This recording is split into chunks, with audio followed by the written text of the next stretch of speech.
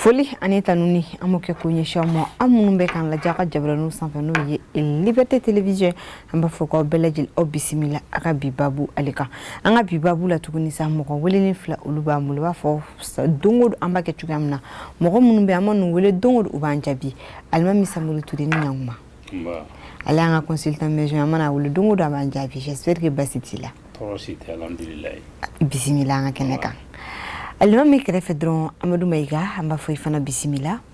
Bonjour madame. J'espère que vous allez bien. 5 sur 5. Bonne arrivée. Merci beaucoup. Anga Bibabou, Madame Nani, adoption Bessina d'une nouvelle constitution, au Bara Ulube Sena. Est-ce que à Bara Bina Nyasoro Kosebe, il va faire Jamana de Umba fait Chuguyamna? Est-ce que votre Mnake ou Yube, votre Mnake Noy? Assimi Gueta, Nale Mali, Nyamogue, transition Nyamogo, est-ce qu'Alibno Kunaulu Soro Nukula? Almami Samori Touri, Assimi va-t-il réussir son pari, le pari qui est de la nouvelle constitution? Bon, moi je pense que l'essentiel est déjà fait. Et maintenant, il ne reste qu'à clôturer et puis mettre à la disposition de l'instance qui est chargée d'organiser les élections et on passe au vote. Et je pense que la quasi-majorité de la population malienne vont vraiment voter pour cette constitution qui va nous permettre non seulement d'avancer, mais moderniser les textes législatifs et réglementaires que nous avons aujourd'hui, qui sont dépassés par rapport à l'évolution actuelle dans le monde entier. Et le monde entier est en train d'évoluer, d'émerger et de passer à la digitalisation. Et il y a une nécessité absolue que notre constitution, nos lois, peut nous permettre vraiment de compétir dans ce monde qui est engagé dans la digitalisation. D'accord. Nous allons nous tourner vers Amadou Maïga. Amadou Maïga, adoption d'une nouvelle constitution. Assimi Goïta va-t-il réussir son pari, à votre avis, même s'il y a déjà des partis qui ont demandé que je sais pas comment dire, que leurs partisans, j'arrive à dire le mot, que leurs partisans votent non. Bien. Merci beaucoup pour cette question. En réalité, à partir du moment où il s'agit d'une constitution de tout ce qui a trait au pays, c'est l'ensemble de la nation qui est concerné. Alors, adoption d'une nouvelle constitution, le verdict appartient au peuple. Bien sûr. Le verdict appartient au peuple. C'est vrai que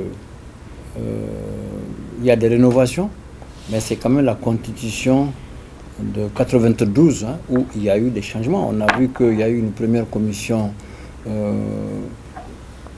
qui a écrit, une deuxième commission qui a finalisé, mais malgré tout, il y a certaines couches, certaines organisations qui semblent ne pas être satisfaites, qui élèvent les voix. Quand tu prends, jusqu'à il y a un courant religieux, l'imama, quand tu prends les partis de l'opposition du vin, il y a tout ça. Mais bref, c'est par rapport à la réussite du président de la transition, le chef de l'État maintenant, il y a des questions qui doivent être franchement débattues, comme lui-même il le souhaite chaque fois, par l'ensemble des fils de la nation. Parce que cette constitution, il n'y a pas une grande différence entre elle et la constitution de 92.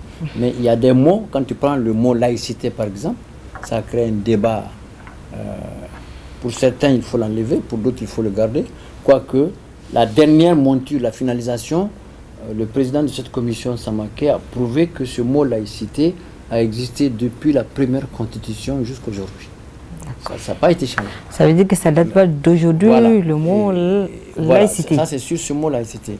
Maintenant, par rapport à la réussite ou pas, bon, on voit des organisations qui soutiennent, il y a des gens qui disent non, il ne faut pas voter, mais je pense que c'est le verdict.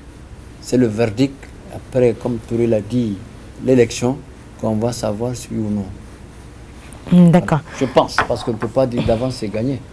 Monsieur Touré, nous allons parler de ce mot laïcité qui est dans la Constitution, qui pose aujourd'hui beaucoup de problèmes. À votre avis, est-ce que ce mot laïcité ne va pas encore compliquer les choses avec les musulmans? J'anticipe sur ta question. La laïcité n'a jamais posé de problème au Mali, depuis la Première République jusqu'à aujourd'hui. Nous sommes un pays laïque. Et certaines religions, toutes les religions sont venues trouver notre pays avec notre culture, notre façon de faire, et on a laissé certains au profit soit de l'islam, soit catholique, soit autre chose. C'est la raison pour laquelle que ces religions se sont retrouvées chez nous. Mais si les autochtones de ce pays-là disent non, nous ne voulons plus aucune religion qui vienne de l'extérieur, ces religions-là n'allaient pas être là. Donc, tolérer toutes les religions, ça équivaut au respect du peuple malien de choisir quelle religion il doit faire et non de les obliger à aller dans une religion. Un pays laïque, il faut applaudir parce que ça permet à tout le monde, à toutes les religions d'être dans notre pays. Et en ce moment-là, les gens vont choisir en fonction de leur foi, en fonction de leur culture et tout ce qui s'ensuit. Et je ne vois pas un Mali avec une seule religion obligé que tout le monde le fasse alors que tout le monde n'est pas de la même religion. C'est ça. D'accord. Amadou Maïga, encore ce mot, laïcité. Laïcité, ça revient tout le temps dans la nouvelle constitution. Et c'est là, à votre avis, ça peut nous poser des problèmes? Non, du tout pas. La laïcité ne peut pas poser de problème à un Malien, réellement un Malien à 100% qui adhère aux idéaux, aux fondements et à la culture malienne dans sa diversité. Toutes les cultures maliennes dans leur diversité adoptent la laïcité. C'est quoi?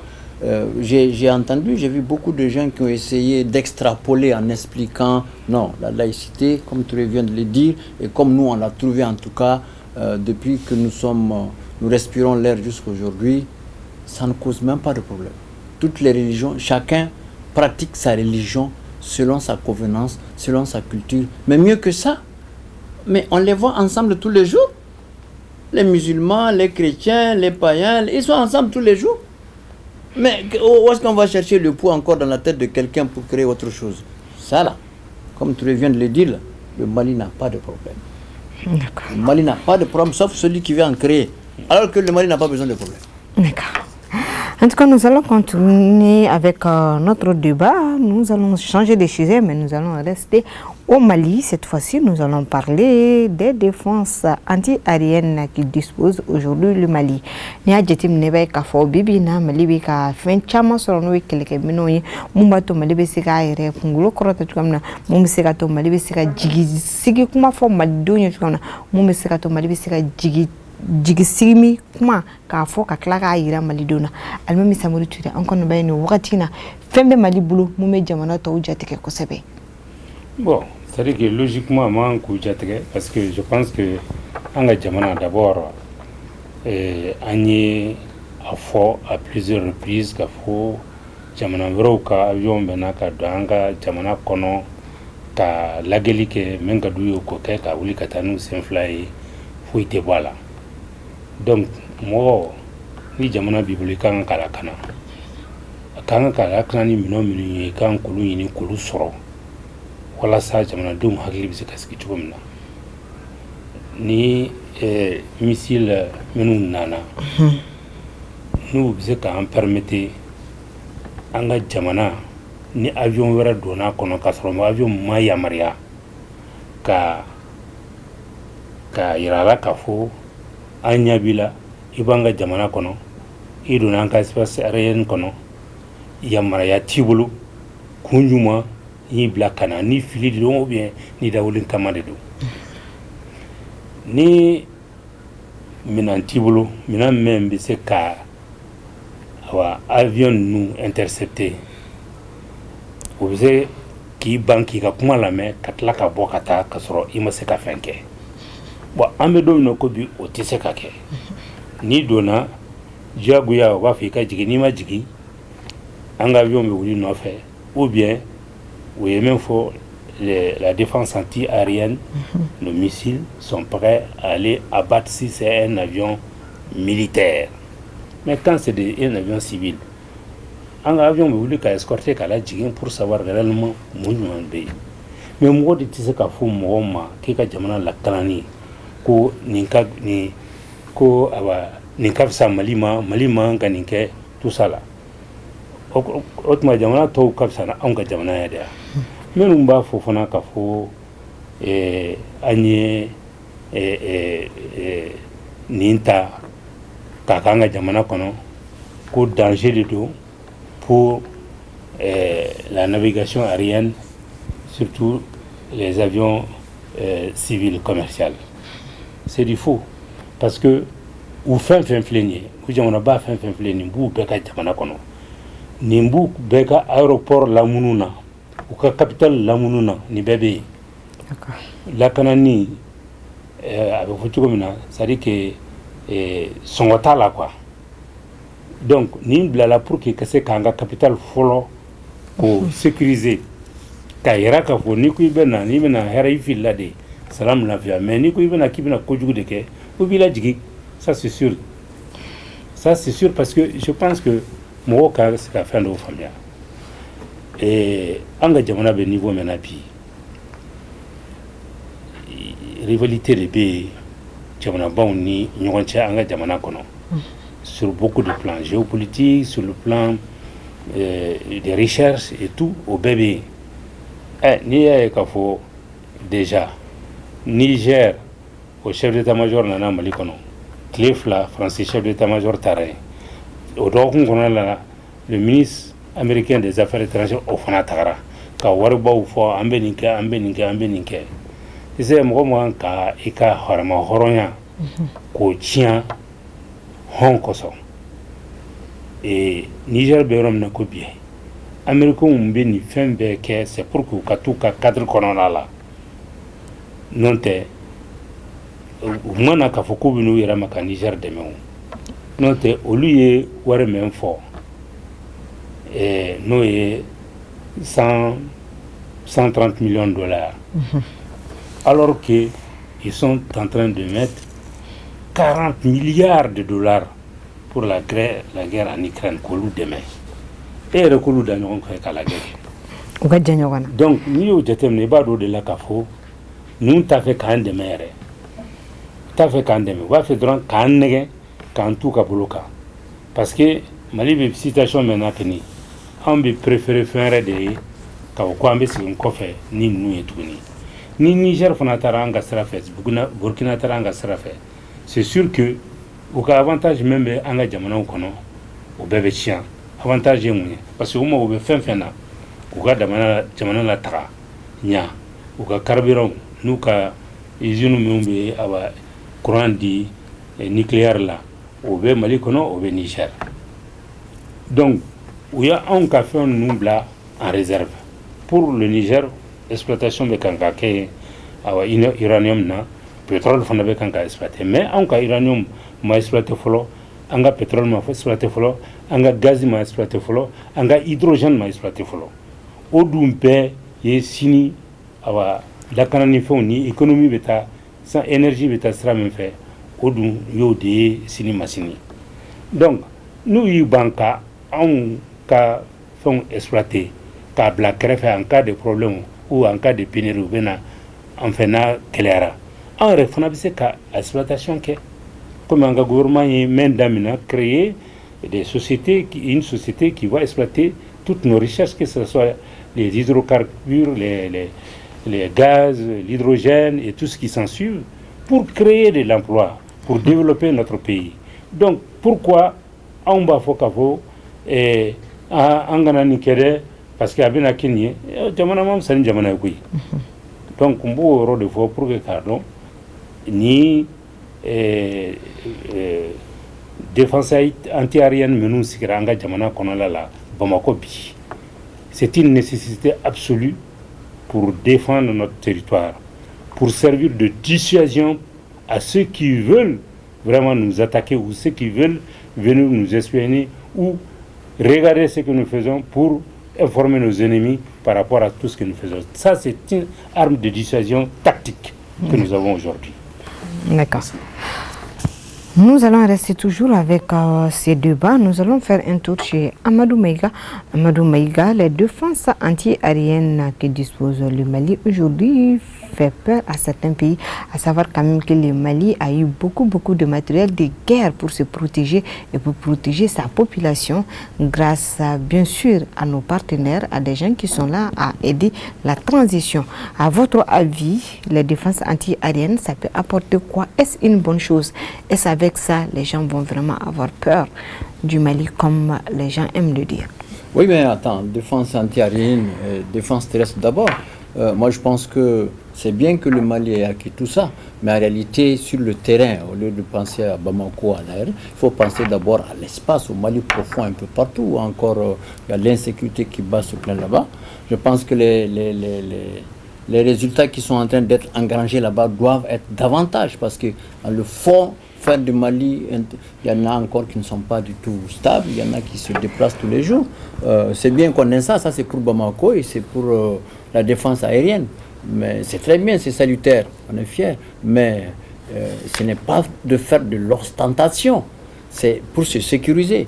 Aujourd'hui, ce n'est pas Bamako qui a besoin d'être sécurisé au Mali, c'est le fond du Mali qui a besoin. Bamako est déjà sécurisé, tout ça c'est à Bamako. Mais à l'intérieur du pays, il y a des zones qui sont totalement inquiètes, quand bien même il y a des résultats très probants qu'il faut saluer. Je crois que c'est mieux. Sinon, faire peur, je me réserve de dire le mot, c'est bien déjà, comme tu l'as dit, chaque pays sera content d'avoir. Mais là aussi, est-ce que les traités, les conventions qui lient le Mali et les autres pays, si ça c'est respecté, il n'y a aucun problème. Mais si ce n'est pas respecté, il faut le respecter. D'accord.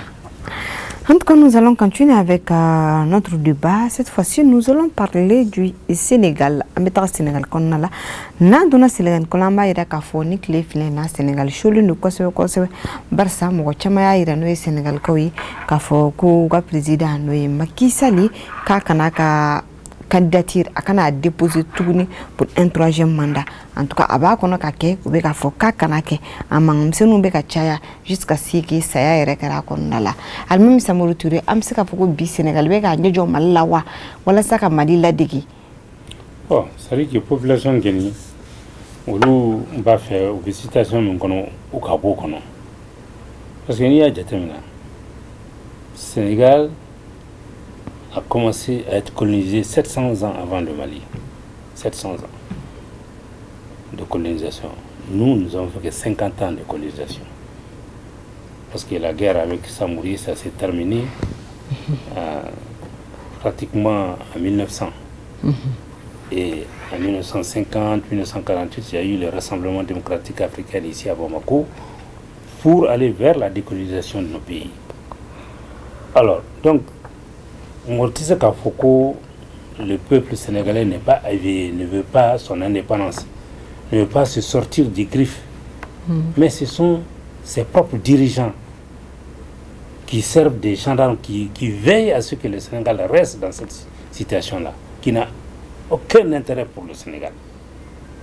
Donc, comment tu peux comprendre qu'un pays comme le Sénégal, et qui a formé des élites sur le plan littéraire, sur le plan technique, sur tous les plans, qui n'arrivent pas à s'en sortir. C'est parce qu'on a décidé de les maintenir dans cette situation comme ça. Le peuple décide maintenant de voir autre chose que ça. Comme le président Ousmane Sanko dit que la France n'est qu'à vraiment les laisser tranquilles, qu'ils puissent vraiment gérer leur démocratie comme il le faut. Et c'est vraiment, c'est le cri qu'un homme peut faire pour sauvegarder sa dignité, son indépendance et sa souveraineté. Mais si vraiment nous avons nos propres frères qui sont au pouvoir, qui veulent maintenir pour des intérêts personnels, Parce que on sait qu'ils sont mêlés dans beaucoup de sociétés et tout. Et s'ils ne sont plus présidents, ils ne pourront pas garder ça parce que c'est vrai que les réalités vont les attraper. Donc, le problème aujourd'hui, c'est quoi?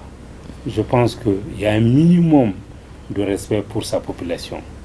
Un président de la République, quand ça chauffe, tu dois écouter ton peuple pour voir maintenant qu'est-ce qu'il y a lieu de faire pour qu'on puisse au moins s'entendre sur quelque chose pour l'intérêt du pays. S'ils sont opposés, ils n'ont pas la même façon de voir, la même façon de diriger, mais ils peuvent s'entendre quand même pour l'intérêt du Sénégal. Mais ce que nous voyons, les images que nous voyons aujourd'hui, je pense que c'est exagéré et c'est dangereux pour la sécurité du Sénégal, c'est dangereux pour la cohésion du Sénégal. Parce que ils sont engagés dans une sorte de bras de fer qui fait en sorte que personne ne veut céder. Et si c'est le cas, il va continuer à avoir des morts jusqu'à ce que, en tout cas, une situation d'exception arrive dans le pays. Sinon, on ne voit pas de solution à ce problème. Ces gens-là ne vont jamais céder d'eux-mêmes si on ne les fait pas quitter. C'est ça le problème. D'accord. Amadou Maïga, Almami Samouri Touré a dit le mot Sonko qui est actuellement à l'hôpital blessé. Oui. À l'hôpital. Oui. Il est couché là-bas. Oui. Et puis c'est Sonko avec les autres membres de son parti, avec la population qui demande du changement. Oui. Personnellement, toi tu penses quoi de cette situation qui se passe actuellement au Sénégal? Surtout avec le fait que Sonko est actuellement à l'hôpital et blessé. Oui, mais d'accord, Sonko est à l'hôpital et blessé parce que il a reçu un gaz, un produit, d'après les informations qu'on voit, hein, on n'est pas là-bas, mais d'après ce qu'on voit, on l'a aspergé un gaz, on ne sait pas. Mais attends, Sonko c'est un opposant. Touré, c'est un débat, Touré il a dit ce qu'il pense, mais attends, dans un pays aussi, le Sénégal est un pays qui est quand même hautement démocratique. Hein. Le Sénégal est un pays où la démocratie est totale en Afrique, ça il faut le dire. On est opposant certes, on veut un changement certes, mais on a beaucoup de moyens démocratiques que de venir détruire le pays. Quand on est opposant ici, est-ce qu'on doit détruire le pays? Comme Touré l'a dit, on doit chercher à s'entendre, on doit chercher à négocier, et tous les voies légales, comme il l'a dit, sont permises. Est-ce qu'on a besoin de casser le pays qu'on veut diriger?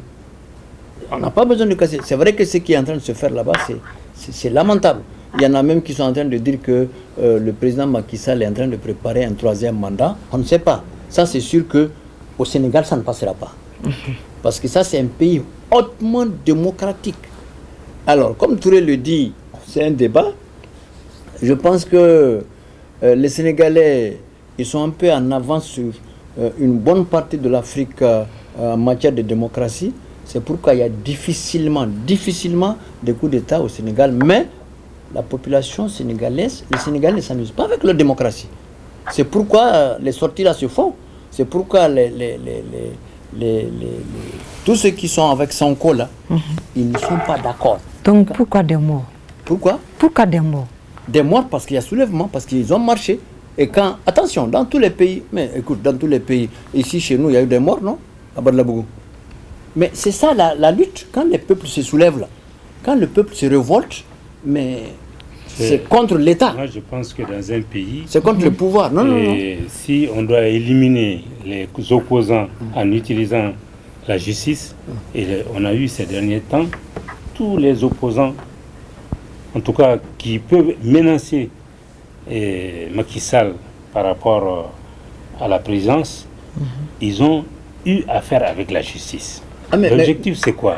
C'est de les condamner pour qu'ils soient c'est les écarter. De les écarter. Et là, on ne peut pas parler de hautement démocratique s'il y a des faits, des actions de cette nature. Ça, c'est antidémocratique.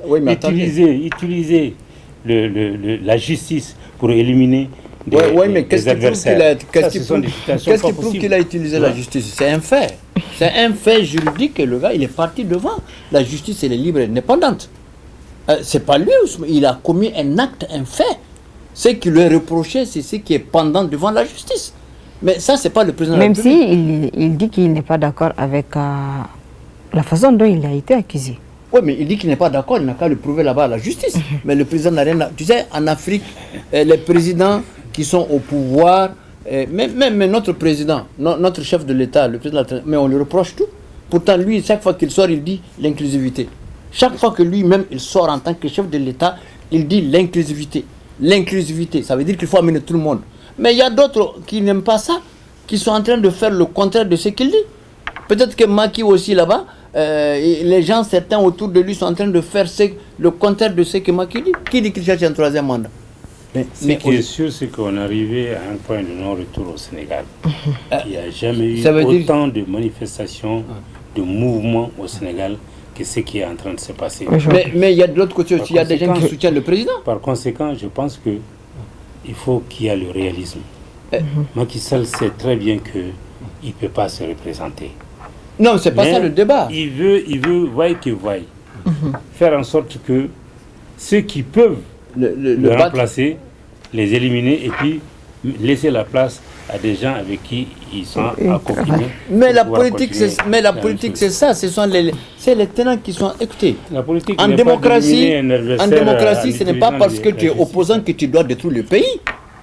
Mais l'opposant aussi qui revendique qu'il doit respecter les règles de l'art. C'est pas parce qu'on est opposant qu'on pense qu'on a raison. Mais il faut aller à la justice. C'est aussi simple que ça. Mettons la justice devant tout le monde et la justice va trancher. Mais les opposants en Afrique, même pas au Sénégal seulement, beaucoup d'opposants pensent qu'ils sont tout permis pour détruire ce qui est construit.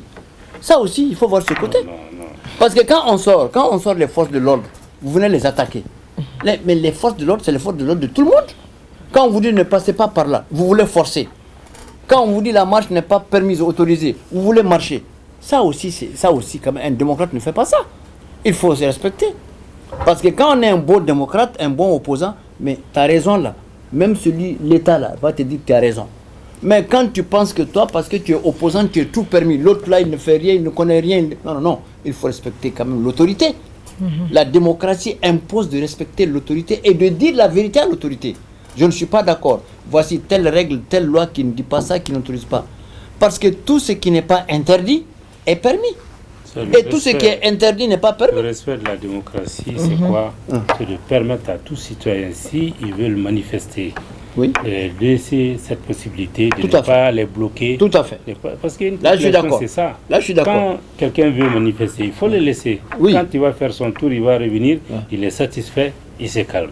Mais quand il empêche de le faire, ça augmente déjà. Oui, mais attends, un bon citoyen qui respecte, mais toi, tu veux exercer le pouvoir. Et pendant que tu veux exercer le pouvoir, celui qui est le tenant du pouvoir aujourd'hui, tu ne respectes pas les règles du pouvoir. La marche n'est pas autorisée, mais il faut s'y asseoir. Il y a beaucoup d'autres moyens. Va faire une conférence de presse, va faire une conférence de débat, viens dans les radios. Tout est là, il y a beaucoup de moyens d'exprimer. Les Sénégalais ont dépassé le niveau de conférence de presse et tout.